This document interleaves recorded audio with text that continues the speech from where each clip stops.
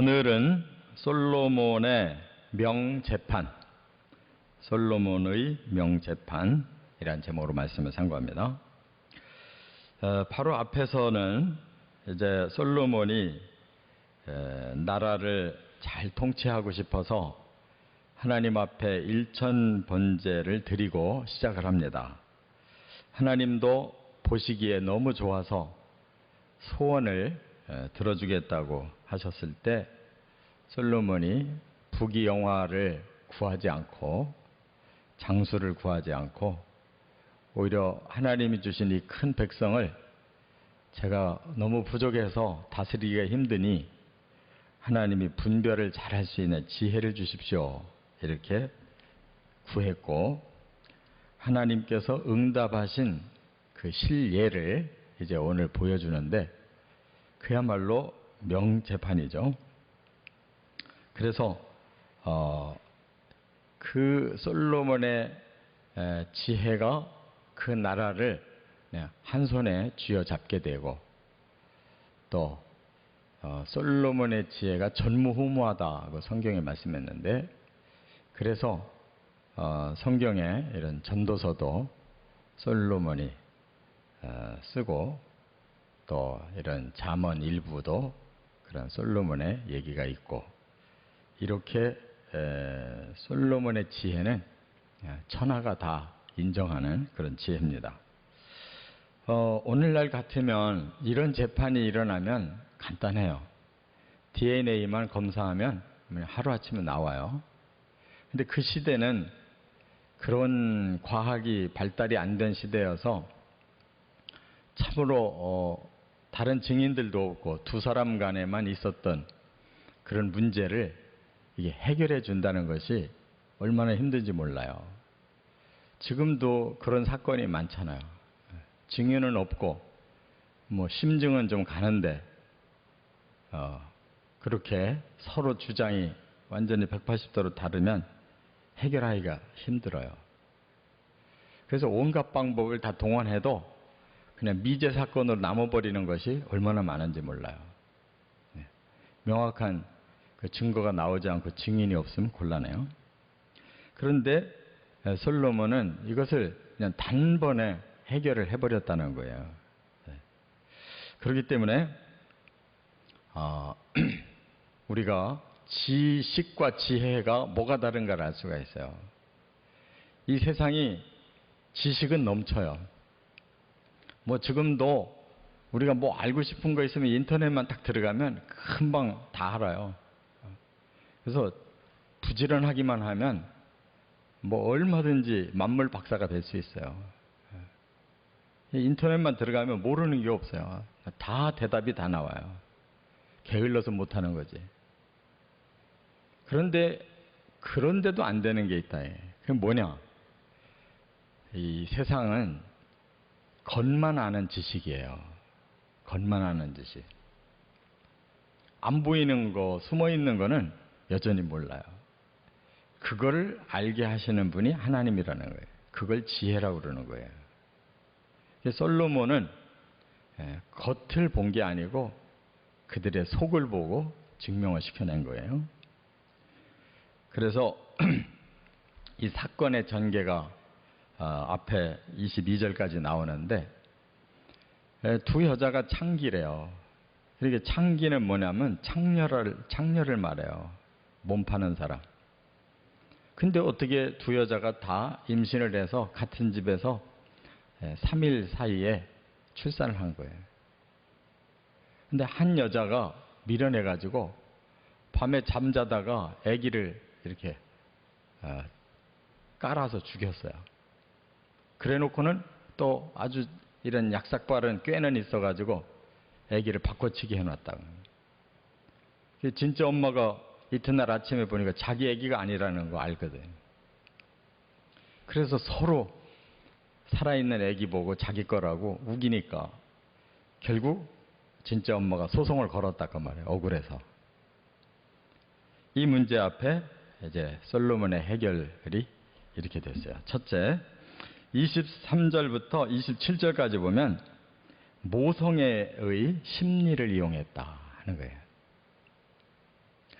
이것이 알고 나면 간단한데요. 이걸 알기까지는 굉장히 힘든 거예요.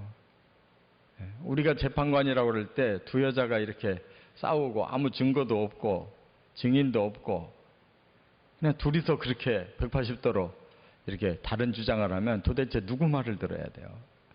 근데 솔로몬은 두 여자의 그 마음 속을 들여다본 거예요. 그래서 모성애를 가지고 테스트를 하는 거죠. 모성애. 솔로몬이 칼을 가져와라. 두 여자가 다 자기 애라고 하니까 반으로 나눠줘라. 그러니까 진짜 엄마가 기겁을 한 거예요.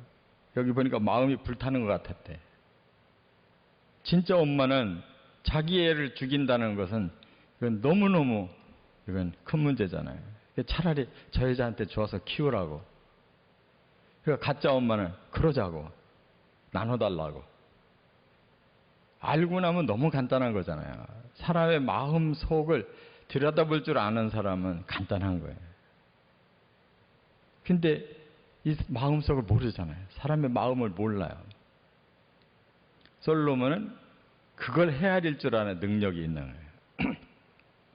분명히 이 어린 아기를 이렇게 서로 자기 거라고 얘기할 때는 이건 모성애의 문제다. 모성애의 문제. 이 미련에서 아기를 깔아서 죽인 여자도 나름대로는 모성애가 있는 거 아니에요. 그냥 죽었으면 끝날 수도 있는 건데 옆에 여자 거를 뺏어가지고 그래도 기르고 싶은 것은 자기의 애를 실수해서 죽였더라도 아기를 낳은 아이를 키우고 싶었던 마음, 모성애가 있는 거 아니에요. 근데 이게 가짜냐 진짜냐를 가리는 문제다. 그 말이죠. 이것이 지혜라는 거예요. 보이지 않는 것을 볼 줄 아는 거. 믿음도 마찬가지예요. 믿음은 뭐예요? 보이지 않는 것을 믿는 거예요.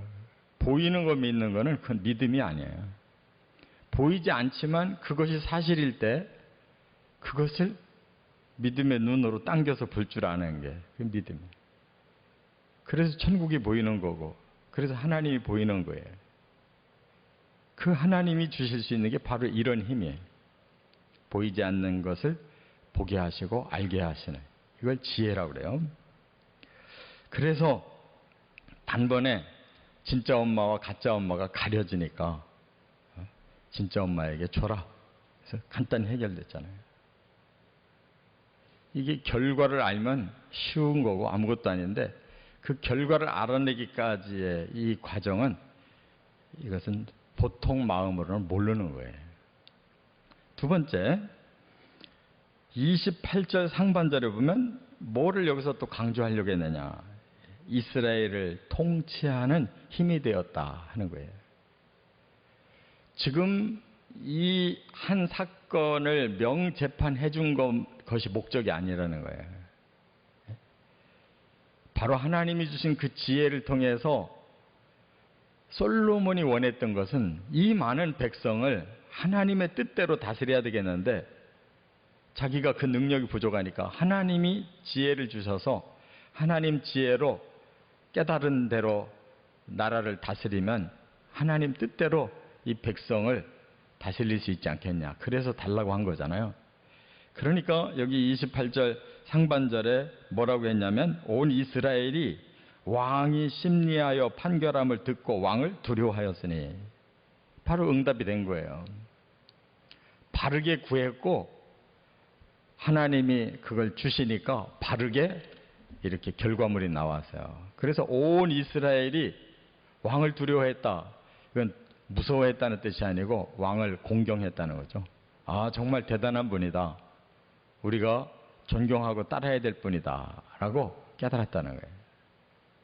그러니까 세상의 왕들은 무력을 기르려고 그러죠. 무력이 강하면 그 앞에 굴복을 하니까. 이게 세상의 권세잖아요. 근데 솔로몬은 그렇게 다스려서는 안 된다는 걸 처음부터 알았어요. 그래서 지혜를 가지고 사람을 다스려야 된다는 걸 알았기 때문에 하나님께 일천번제를 드리면서 구했고 하나님이 너무너무 기뻐하셔서 그 지혜를 주시니까 단번에 나라를 잘 통치하는 힘이 됐다 하는 거예요. 우리도 마찬가지로 지혜가 우리의 삶을 주장하면 어디서든지 성공할 수가 있죠. 근데 다른 힘들을 가지고 우리가 자꾸 그걸 쓰려고 하니까 문제가 생기는 거죠. 나라도 그렇고 교회도 그렇고 또 같은 집안도 그렇고 바로 하나님이 주신 지혜를 가지고 살아야만 모든 것이 바르게 정립된다는 것을 깨달아야 됩니다. 끝으로 한 가지 더 있어요. 여기 28절 하반절에 보면 하나님이 주신 지혜였다라고 결론을 맺어요. 하반절에 이는 하나님의 지혜가 그의 속에 있어 판결함을 봄이더라 그랬어요. 결론이 이렇게 돼야 되는 거잖아요.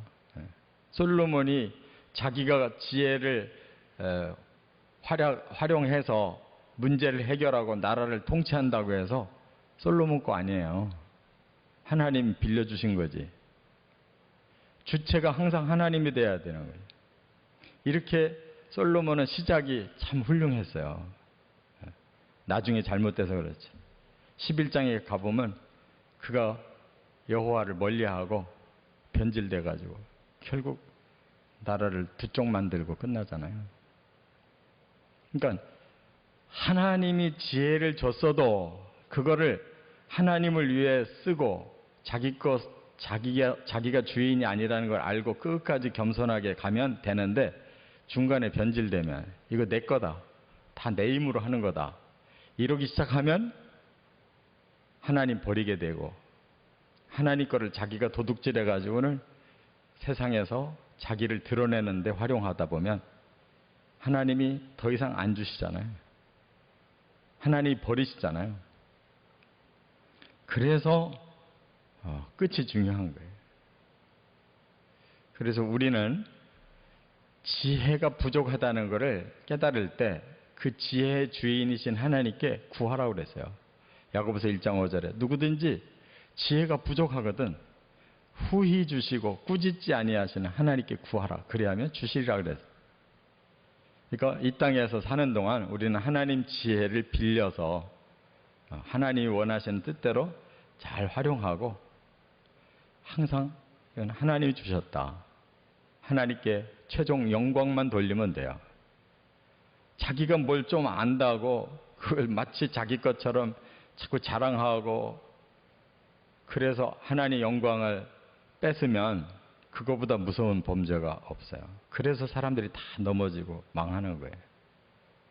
유명해지려고 하지 말고 하나님의 진리에 밝아져서 하나님 뜻대로만 자꾸 순종하려고 해야 진짜 복인 천국을 얻는 것이에요. 이렇게 지혜롭게 살아가시길 주의 이름으로 축원합니다.